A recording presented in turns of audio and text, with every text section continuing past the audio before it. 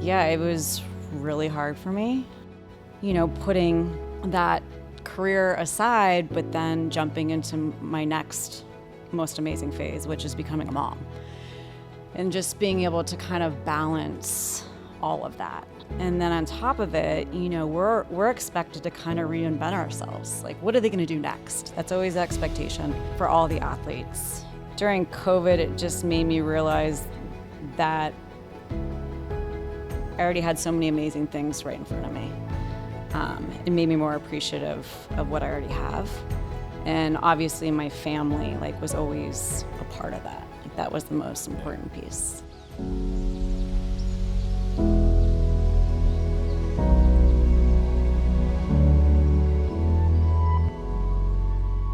Welcome to Prevention Pioneers. I'm your host, Mike Holloway, and today I am joined by our lovely guest, Heather Feeley, a great friend and even a better person. If you don't know Heather Feeley, you should. Her former name is Heather Mitz, and she is a world-class soccer player, 3-time Olympic gold medalist, also performed for the U.S. team in the World Cup back in 2011. Mm-hmm. I'll tell you, just a wonderful friend of mine, and so blessed to have her on the show. Thank you for joining us, Heather. Mike. Yeah. It's good to be here. Well, thank you. And, I think Prevention Pioneers is the title of the show, Heather, and it's all about preventative mental health. Mm-hmm. And I think when you think about prevention as it relates to mental health and your background as it relates to athletics, I think there's so much to talk about, especially as you roll forward into your life today. I think as athletes, we always think about how we perform on the stage, right? And, years removed from that performance of the highest tier, a lot of people lose their sense of purpose in life. For sure. Talk a little bit about how you have coped with that yourself, removed, now being a parent, a wife. Yeah, it was really hard for me. I think harder than I anticipated. My husband's also a former professional athlete, and they always talk about how hard it is for the guys. They don't talk about how hard it is for the girls. And I think for me, it was, putting that career aside, but then jumping into my next most amazing phase, which is becoming a mom. And just being able to kind of balance all of that. And then on top of it, we're expected to kind of reinvent ourselves. Like, what are they going to do next? That's always the expectation for all the athletes. And, I kind of had my foot in the door already from a TV perspective. And I thought that would be like an easy transition once I was done playing. But once I added the motherhood bit into it, it was just really hard to juggle it all. I mean, I would be on the road pumping every 3 hours and, carrying my milk back with me on the plane. It was just very intense, like things I wouldn't have ever expected ahead of time. But we were making it work, and it was fine. But once we started to add another kid, it just became so challenging. But I was still very dedicated because I just felt like that was what I was supposed to do. Mm-hmm. And COVID hit, and I think, I read this book. It's called The Gratitude Diaries. I don't see it up here, but you're going to have to get it up there. It's amazing. Gratitude Diaries. It's going up there. Okay. And it's this woman's story about, for 1 year, she basically wrote down 3 things that she's grateful for. And this couldn't have come at the most perfect time. During COVID, I started doing that myself for the next year. And just writing down those 3 things kind of just made me realize, I have everything that I need right here, at home. And so when COVID was over and the world opened back up, I just kind of decided the most important thing to me was just my family. Yeah. And being a mom and being home, being present, not being on the road. So, I know it's a long-winded story. I think my expectation was that I would be doing it all, but really I kind of found the most important thing to me, which was just to be a mom. So are you willing to share the 3 things? They change every day. So I start every day by writing down 3 things. And I think, during COVID, it just made me realize that I already had so many amazing things right in front of me. That's amazing. And being a mother's not easy. No. I mean, I went through it with my own wife. I know she wouldn't mind sharing. I mean, it was really hard watching her, at times battle with, postpartum type stuff. And, she was a great athlete as well, but not on the stage that you were, but having that competitive nature and leaving that behind and going to family life. And I know she would say the same thing, but talk a little bit about how at the same time of raising kids and dealing with the pressures and the anxieties and the stresses of raising a family while leaving that past behind, where did Heather fit in all this? Like, how did you take care of yourself? Yeah. I kind of wasn't for a while. Yeah. And I didn't really realize that I wasn't until I was doing actually a podcast. And he asked me something about raising my kids and taking care of myself. And I said, you know, a lot of parents don't realize it until the wheels fall off.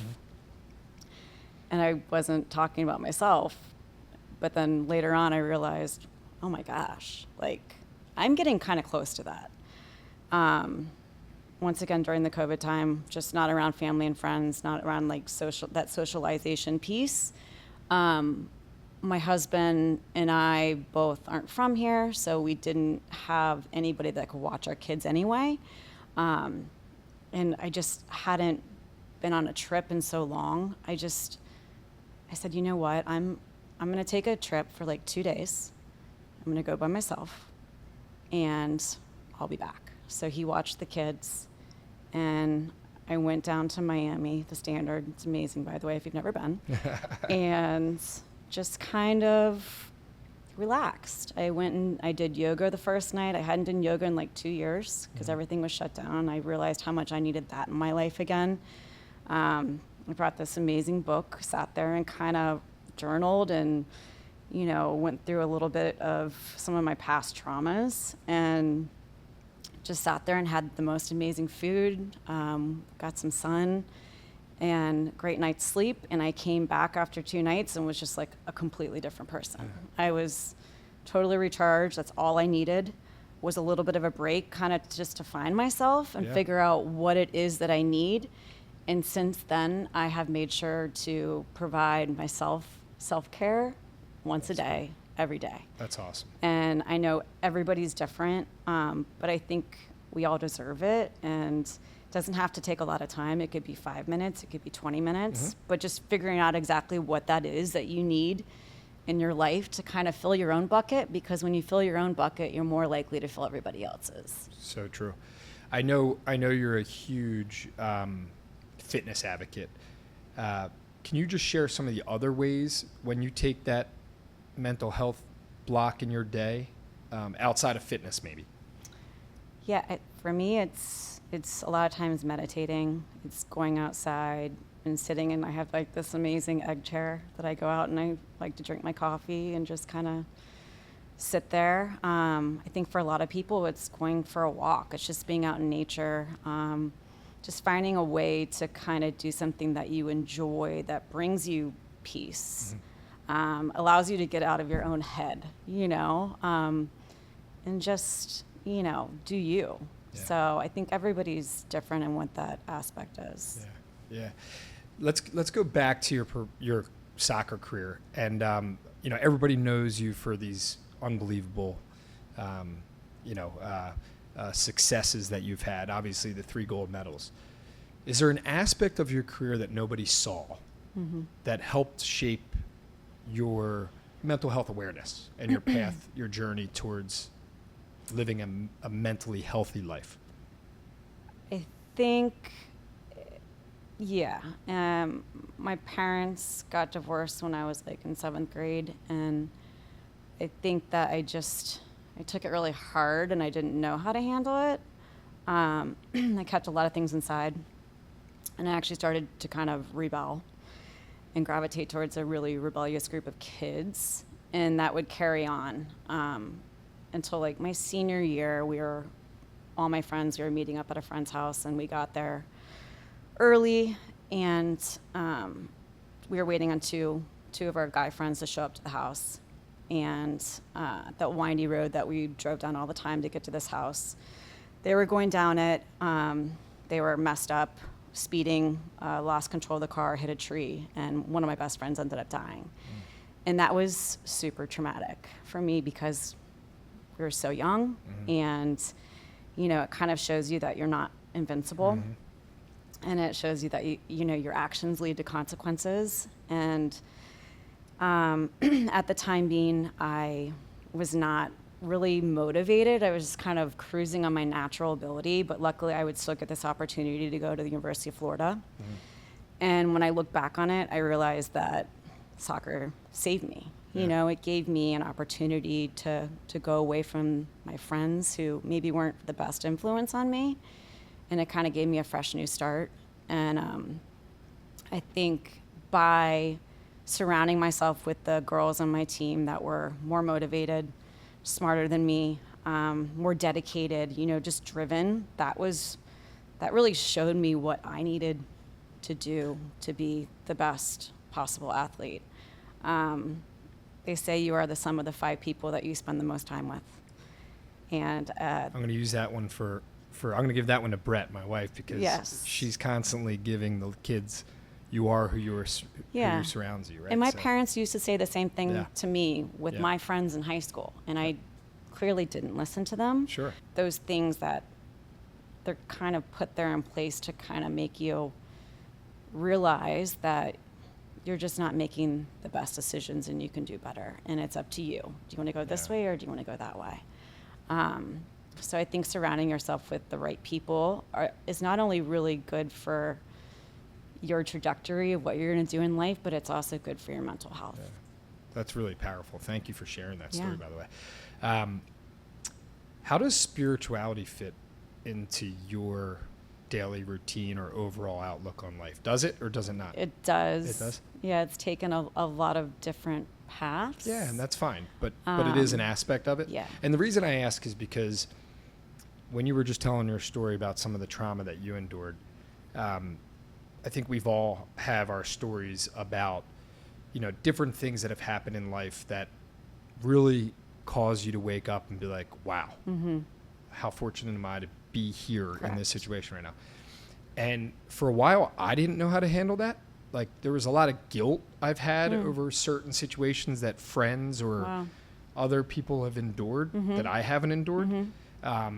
There's also that worry about your children. Yeah, right? Of course. And you think about, your friend and unfortunately what happened to him, and you have kids, and you're like, man, how do I protect them from all of this crazy tragedy that's out there? But the reason I ask that is because I see a therapist. I'm not too Shouldn't be. too ashamed to. I actually love it. I did too. When my parents got divorced. It's the greatest.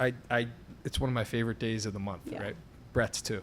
But I've talked to him about it. I'm like how do I not wake up at night worried about this or concerned about that? Just let it go, right? You can't worry. Just thank God or whatever that you're in the situation you are. Live every day back to your word of present.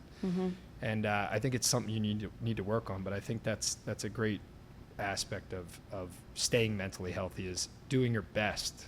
I'm still working on it hard to stay present. So thank you for sharing that. Sure. Presence is I don't think was something that was a part of my life for a long time. I think especially from an athlete's perspective, because all we look forward to is the next big game, the next World Cup, the next Olympics. I mean, we're looking years in advance. So living in the present was not something that I did when I was playing sports. Yeah. And time flies. And now that we have our own kids, it's like you want to be as present as possible to take in every moment because it just goes so fast. Yeah, it really does. It's hard to think about, but let's take so the influence you have over your kids, obviously, it's first and foremost in your heart. You've become a mental health advocate to women in the game of soccer. Can you share some of the teachings that you use?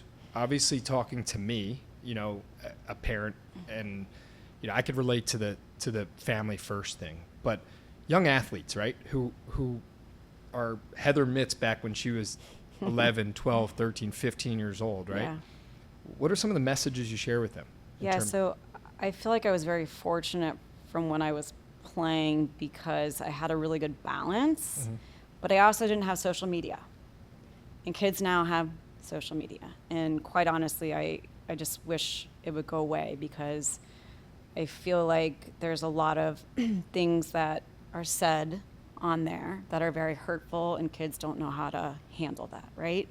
So I would say just avoid it altogether. But in the world that we live in, the majority of them are not going to. So I think it's figuring out how do you handle those situations when comments are made.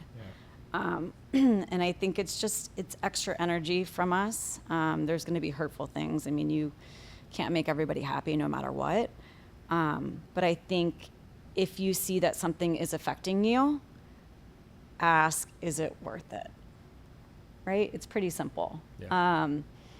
And when it comes down to, the mental health aspect of it, I think it's pretty blatant and clear if you actually take the time to sit down and go, what's affecting me and why is it affecting me and how can I make sure that it doesn't in the future?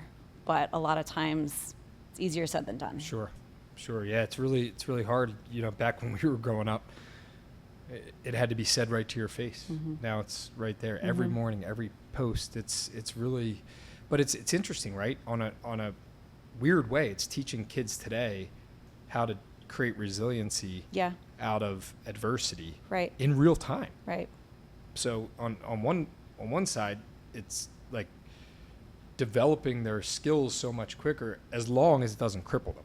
Yeah. Right. So how do you? So I guess it's that happy medium. But we have to help them find that balance because a lot of kids probably can't deal with that resiliency. So it's really interesting. Well, I'm gonna pause because we're gonna go to a quick little round robin. Oh. I need my glasses for this. It's already round robin time. I love it. I don't know. Why not, right? It's called Quickfire segment. And it's really quick, just quick answer. What's one song that always gets you in a good headspace? Don't Stop Believing. Oh, I like that one. What's your favorite way to clear your mind after a tough day?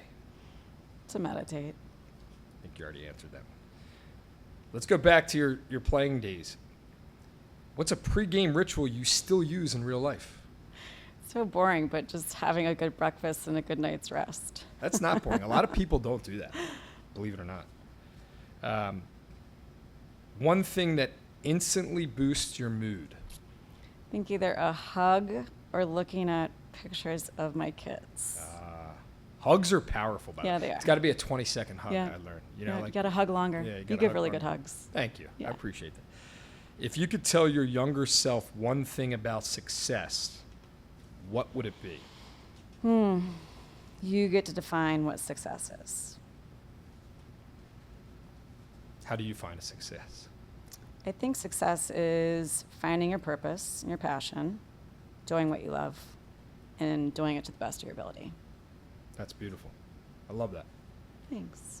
That's really, really powerful, too. I think the more people can find what their sense of purpose is and just double down and triple down on that, that is the most powerful thing. I think the problem is, like, how do we, people who are so caught up in the fast speed of life and keeping up with the Joneses, or trying to do really well in school, trying to excel at athletics, whatever it may be, right? How do you sit back and really find your sense of purpose? Yeah. And that's hard. I mean, there's times where I wrestle with it at times. Still. It's funny because when my mom asked me to figure out what I wanted to focus on, I said soccer, and she said, you can't play soccer when you're older. And I said, that's okay, because I love it, right? And then when I finished college, my dad wanted me to go back and get my master's. And I said, I'm going to play in this professional women's soccer league. Which is where I first met you, by the way. Yeah, Philadelphia Charge. Philadelphia Charge. And he said, fine, for a year or two, but I want you to get your, I want you to use your degree. So I said, fine, Dad. I mean, then I ended up playing on the national team, and it did take him a while to finally say, I'm proud of you. So I think following your passion equals success. Now, clearly, when you're playing sports, it doesn't get a whole lot better than that. Yeah. But I think it's when you're transitioning afterwards, it's finding what's that second best thing that you care about that can come close to. But I don't think purpose has to be something that is one thing throughout your entire life, right? It can change. It could change. Yep. And clearly in your life it has. Yeah. Right? It went from I'm going to be, having fun to then being this badass athlete and be the best I could be at it, to then saying I'm going to have a family, to then saying, you know what? I want to get back into being a part of that sport, to then again saying, nope, it's about family. Yeah. Right? And that's okay. We should do that as human beings. I agree with you. I mean, we should be evolving, we should be changing and just following our path, right? Yeah. There was one question that was talking about when I coach and how do I address, I think it was confidence, pressure. Yes. And I think that obviously with little kids, you're not worrying about that so much because you just want them to have fun, right? You want them to go out there to enjoy what they're doing, for the parents not to yell on the sideline, and for them just to continue loving the sport so then they can eventually figure out what it is they want to focus on. Yeah. But when you're talking about the high schoolers, when I was coaching at Shipley, that would sometimes come up. And, I feel like from a pressure standpoint, I would tell them that it's normal to feel that, and that just means that you care. Yeah. And eventually, say if you have butterflies before a game or something, the minute you go out there, those things are going to be gone in the first minute or two. Yeah. But it just means that you care and that you want to do well. It's just a part of the game. It's funny, performance anxiety is a real thing. Yeah. And it's exacerbated in children. And a lot of times that performance anxiety can deter kids From playing. Yeah, I agree. Right? And it's because they have this fear of failing. Mm-hmm.